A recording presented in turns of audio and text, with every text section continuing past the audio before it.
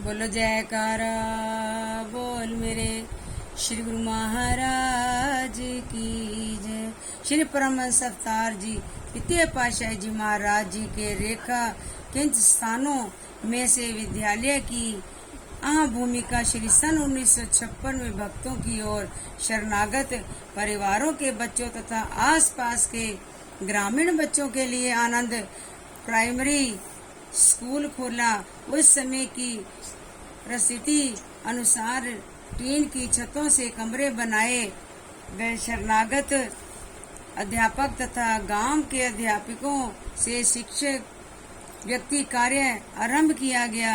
Hindi medium के इस विद्यालय के में बच्चों की वर्दी तथा पुस्तकें मुफ्त दी जाती थी। सन 1966 में इसे सरकार द्वारा मान्यता प्राप्त हो गई। जय महापुरुषों की साकार मौज का एक अंग बन गया। सन 1970 में श्री सतगुरुदेव दयाल दाता दयाल जी श्री पंचम पातशाही जी ने इसे पक्के भवन के रूप में परिवर्तित करवाया। विद्यालय की प्रत्येक आवश्यकता को नए ढंग से रूपांतरित कर इसे नियंत्रण प्रदान की। कई बड़े बड़े खेल के मैदान और बगीचे बनवाए। वर्दी तथा पुस्तकें पहले की भांति ही मुफ्त दी जाने लगी। सन 1975 में आपने उसे 8वीं कक्षा तक बढ़ा दिया। बच्चों से बागवानी का कार्य करवाकर उन्हें सम्मान ज्ञान का बोध कराया जाता है। वर्तमान समय में यह शिक्षा के उच्च आदर्श को स्थापित करता हुआ ग्रामीण बच्चों के लिए विशेष उपलब्ध है। ग्रामीण बच्चों की सुविधा हेतु सन 1921 में यहाँ हिंदी में स्कूल भी खोला गया।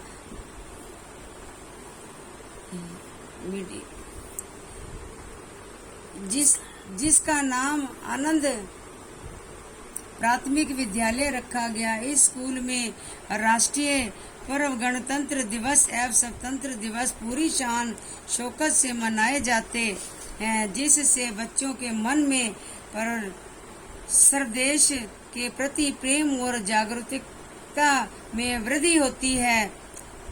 असाईगढ़ व आसपास के ग्रामों के बच्चे यहाँ से उच्च शिक्षा प्राप्त कर लाभान्वित हो रहे हैं। आपके श्री चरणों में सत्संगी महात्मा जन सत्संग आश्रम पर होने वाली कई वार्ताएं विनय करते। आप उन्हें ध्यान पूर्वक सुनते और उन्हें एक समुचित उत्तर दिया जाता। इस विशेष में सब जानकारी लेते। एक बार महात्मा परम विवेकानंद जी सिंधी श्री मान जी से कहा कि आपके आश्रम पर भी कभी कोई घटना घटित हुई है। उन्होंने उत्तर दिया, जी स्वामी जी, एक बार सूरत शहर में बने सत्संग आश्रम में यह सत्संग कर रहा था कि मानुष जन्म का लक्ष्य क्या है और सत्संग और में आकर मनुष्य कैसे अपनी उन्नति कर सकता है। श्री रामचरितमानस जी की इस चौपाई को दोहराया।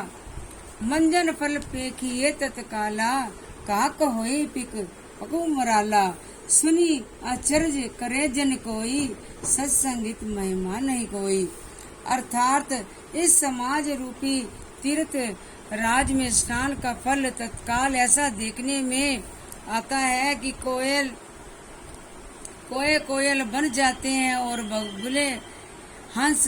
यह सुनकर कोई आश्चर्य न करे, क्योंकि सत्संग की महिमा किसी से छिपी हुई नहीं है। यह प्रत्यक्ष है कि महापुरुषों के सत्संग का फल अबोध है। सत्संग में आकर जीव को काया और मति सब पलट जाती है। सत्संग के प्रभाव से जीव के अंदर जागृति पैदा हो जाती है और उसे असलियत क्या ज्ञान हो जाता है। सत्य में असत्य का विवेक हो जाता है। एक व्यक्ति ने जब इस सत्संग को सुना तो वह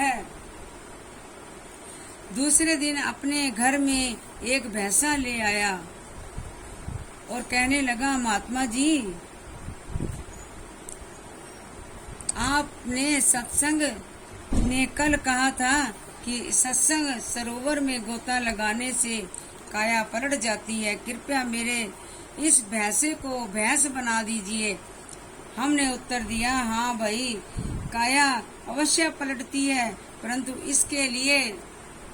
इसके लिए पहले सत्संग में आकर उसके यथार्थ सत्य को समझने की जरूरत है। यदि तुम काया पलटना ही चाहते हो तो हमारे साथ श्री अनंतपुर में चलो। वहाँ की धरती के कण कण में जीव के मन की दशा को पलटने का अनोखा ढंग है। पहले श्री अनंतपुर दरबार के इस आश्रम में आकर सेवा करो।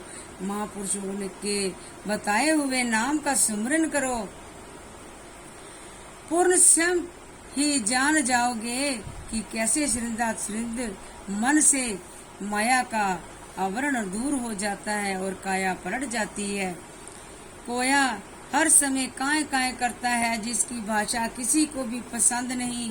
वह हमेशा गंदगी में ही चोंच मारता है, जबकि कोयल अमरायों पर झूमती हुई आमों के मीठे रस का आस्वादन करती हुई मीठे राग अलापती है और उसका राग सबके मन को मोह लेता है। बगुला घृणित वस्तु मछली एवं कीट आदि का वर्षण करता है, जबकि हंस मानसरोवर से मोती चुन चुनकर खाते हैं। इसी प्रकार सत्संग के प्रभाव से मनुष्य की प्रवृत्ति श्री कोयल और हंस जैसी बन जाती है। पहले उसके अंदर विषय विकारों के निम्न ख्याल भरे हुए होते हैं, परंतु सत्संग में आकर वह भक्ति रूपी मोती एकत्र करने लगता है। प्रभु उस व्यक्ति पर इस सत्संग का ऐसा अद्भुत प्रभाव पड़ा कि वह नित्य प्रति आश्रम में आकर झाड़ू लगाता। वह अन्य जो भी सेवा उसे मिलती वह उसे बहुत श्रद्धा भाव से करने लगा। यह वृतांत सुनाकर महात्मा जी ने श्री चरणों में शीश झुकाया और महाप्रभु जी ने उन्हें आशीर्वाद प्रदान किया। कुछ समय पश्चात वह व्यक्ति महात्मा जी के साथ पूर्व पर श्री आनंदपुर में आया और श्री आनंदपुर की धूली ने उसके अंतर्मन में ऐसी ज्ञान की रोशनी भर दी कि उसके अंदर एक नया एहसास, नई फुर्ती उत्पन्न हो गई। थोड़ी देर पश्चात वह श्री दर्शन हेतु हाल कमरे में पहुंचा। वहां बैठे महात्मा जन गुरुमुखों के चेहरे उसके दिल दर्पण में एक विशेष भक्ति का प्रतिबिंब बनकर उतर गए। श्री सतगुरुदेव जी महाराज जी के तेजोमयी नूरानी श्री दर्शन करते ही उसकी अंतरात्मा दिव्य आनंद के महासागर में डुबकियां लगाने लगी। सत्संग प्रवचनों ने तो जैसे उसके जन्मों के बंद कपाट खोल दिए। बोलो जयकारा बोल मेरे श्री गुरु महाराज की जय।